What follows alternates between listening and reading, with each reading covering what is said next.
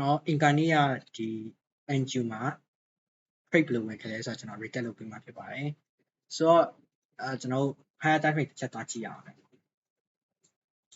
higher time frame မှာဒီအင်္ဂါနေ့ရပါတော့ sorry အင်္ဂါနေ့ကမဟုတ် Monday ရပါတော့ Monday ပေါ့နော်ဒီအပတ် Monday ကျွန်တော်ဒီပတ်စပြီး trade တဲ့အပတ်မှာ Monday မှာကျွန်တော်ဘယ်လိုမျိုး trade ယူခဲ့လဲကျွန်တော်ပြပြပါမယ်ဆိုတော့ဒီ level ကကျွန်တော်လက်ရှိရောက်နေတဲ့ level က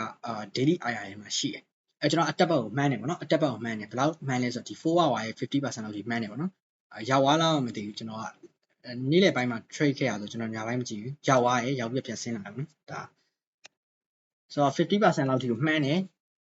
မှန်တက်မယ်လို့ကျွန်တော်မှန်းထားရပေါ့နော်အဲ့အတွက်ကြောင့်ကျွန်တော် Asian session ပြီး London session မှာလည်းကျွန်တော် long လုပ်တယ်ပေါ့နော်ဘာလို့လဲဆိုတော့ Asian session မှာ region သွားနေရဆိုရင် London session မှာဒီ manipulate ပေါ့နော် high of the day လောက်သွားမယ်ဆိုရင်တေချာ New York session မှာကြာဖို့များတယ်ပေါ့နော်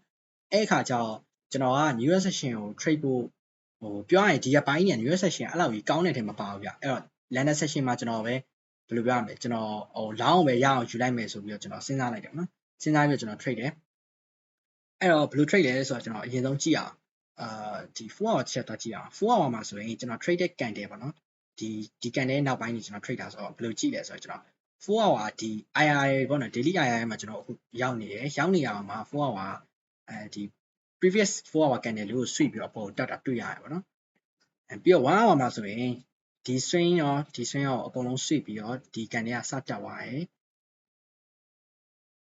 တက်သွားပြီးတော့အသေးစိတ်ကြည့်အောင်ဒီနားလေးကိုအဲ့မှာဒီမှာဘာရှိလဲဆိုတော့ H4 IR ရှိတယ်ကျွန်တော်တွေ့ရပါမယ်နော် sorry H1 IR ရှိတယ် H1 IR မှာ rejection ပြရတယ်ပြီးတော့ rejection က region သွားတယ်သွားပြီးတော့အမှန်ကဒီ swing ထိ switch စေချင်တာဒါပေမဲ့မလာဘူးH1 sorry Asian session ရဲ့ low လာသွားတယ်လာ switch သွားတယ်လာ switch ပြီးတော့ကျွန်တော်3 minute မှာထင်တယ်ဒီမှာ5 minute မှာဒီဟာလေးတွေ့ရတယ်ပေါ့နော်ဒီ candle breakout လေးတွေ့ရတယ်ဒီဟာလေး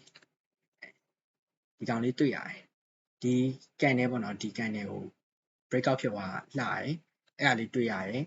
ပြီးတော့3 minute မှာဆိုရင်ကျွန်တော် IFG ရှိတယ်ပေါ့နော်3 minute IFG ပေါ့3 minute IFG က full breakout တော့မဖြစ်ဘူးဒါပေမဲ့ 50% မှာ breakout ဖြစ်ထားတယ်ပြီးတော့ Asian session လို့ဆွေးထားတယ် 50% မှာ breakout ဖြစ်ထားတယ်ပေါ့နော်ဖြစ်ထားတဲ့အချိန်မှာကျွန်တော်မဝင်သေးဘူးပေါ့နော်ဘာလို့လဲဆိုတော့ကျွန်တော်အရင်တော့ full breakout မဖြစ်ဘဲနဲ့ 50% breakout ဖြစ်တယ်ကျွန်တော်ဝင်တယ်ဒါပေမဲ့နောက်ပိုင်းကျတော့ fake breakout တွေများတဲ့အခါမှာကျွန်တော်မဝင်ဘူး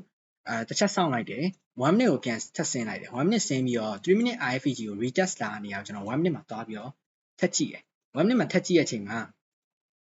ဒီ candle လေးပေါ့နော်ကျွန်တော်ကြည့်နေတဲ့အချိန်မှာဒီ candle က rejection ပြရတယ်ကျွန်တော်နောက် candle ထပ်ဆောင်တယ် rejection ပြရတယ်ဘာလို့ထပ်ဆောင်လဲဆိုတော့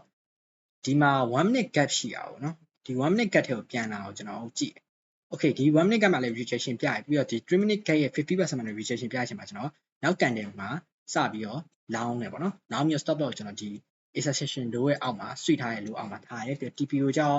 height ပေါ့နော် height အပေါ်ပြီးတော့အဲ့နေရာဘာရှိလဲဆိုရင်ကျွန်တော်15 minute ရဲ့ fair value gap ရှိရပါတော့15 minute fair value gap ရှိရဆိုတော့အဲ့နေရာမှာထားပြီးတော့ကျွန်တော်trade လေးယူခဲ့ရပါတော့ဆိုတော့ဒါကကျွန်တော်အင်္ဂါနေ့ကထား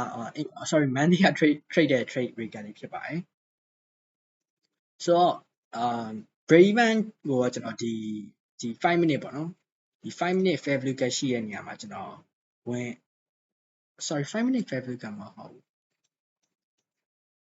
အဲ့နေရာဘင်း gap တော့ရှိရ3 minute လား5 minute လားမသိ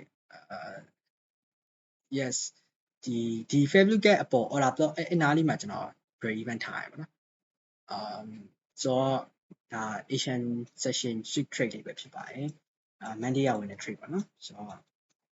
yes ဒါပါပဲ